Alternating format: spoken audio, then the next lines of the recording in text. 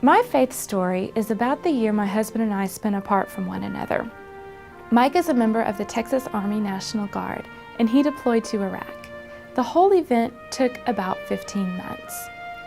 When Mike first told me that his unit was deploying, I was angry, and I had to work through a grieving process. I couldn't understand how God thought how splitting a family apart could be a good thing. And it wasn't just us I was considering. Our daughter was 15 months old at the time. Intellectually, I knew that God was in control, but it took me a while to accept His will, and I didn't want this experience to turn me into a bitter woman. So early on, I started praying. I started praying that this time wouldn't be wasted and that someone would benefit from it. If this was going to happen, I wanted good to come of it. And at the time, I really wasn't even considering who might benefit from it, but I know that I have, and I'm hopeful maybe somebody else has too. Like many women, I worry, and I fear for my husband's life. Well, I will tell you, there is nothing like sending your husband to a war zone to snap you out of that fear. There was literally nothing I could do, absolutely nothing I could do to control that situation. And I had our daughter to raise, so I had to not just intellectually this time, but totally believe and know that God was in control of the situation. And this was His plan for us. And I had to believe that good would come of it, even if I didn't like the current situation, even if I didn't have an assurance that Mike would even return to me.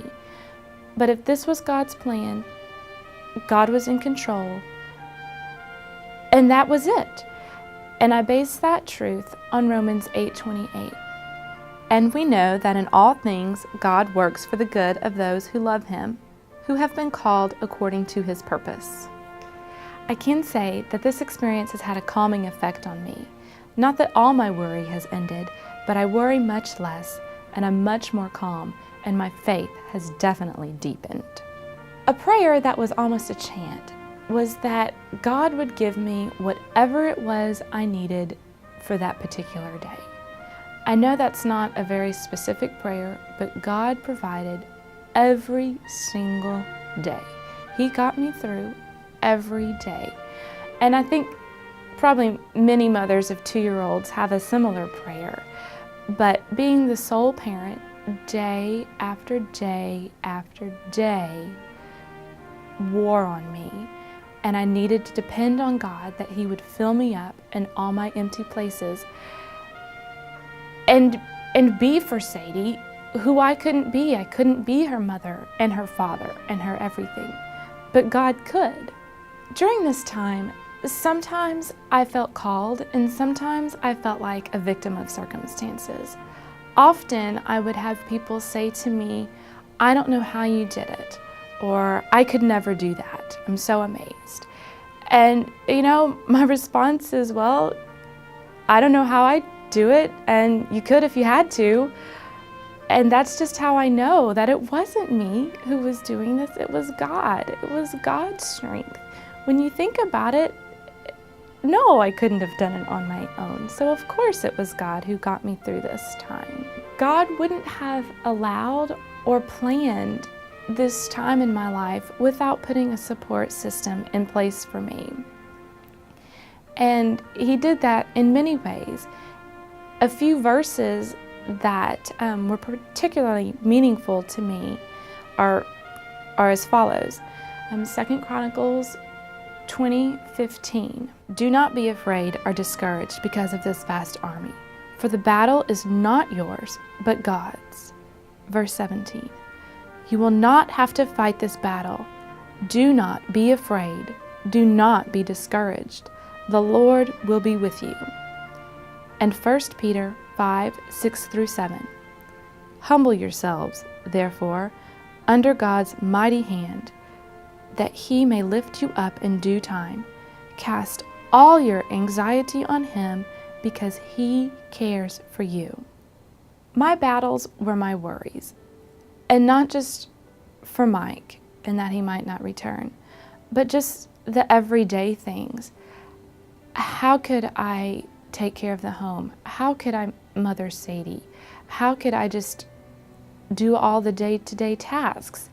Nothing terrible happened, but I had certainly gotten used to Mike being around to take care of things like the broken air conditioner in August, removing dead squirrels from the backyard, putting up the Christmas tree, fixing the disposal, all of those things that when they add up,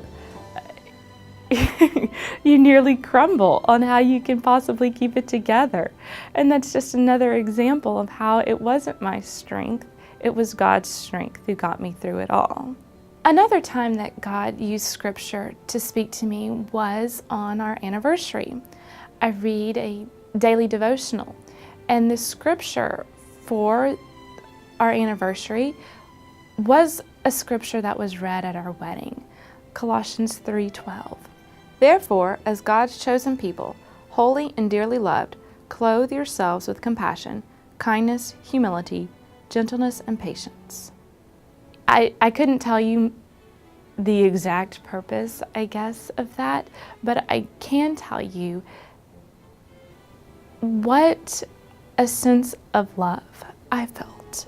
Just a big, warm hug from God on a day that could have been difficult for me. And I also felt assurance from God that this is what He had planned for us. We were walking the path that He wanted for us. God also provided me with a friend. The Guard is different than the Army. Guard members are spread throughout the state of Texas, and I didn't have a natural support system built in with anybody on his unit. I didn't really even know anybody, and I was just overcome with gratitude when I realized a friend that God had put in place for me.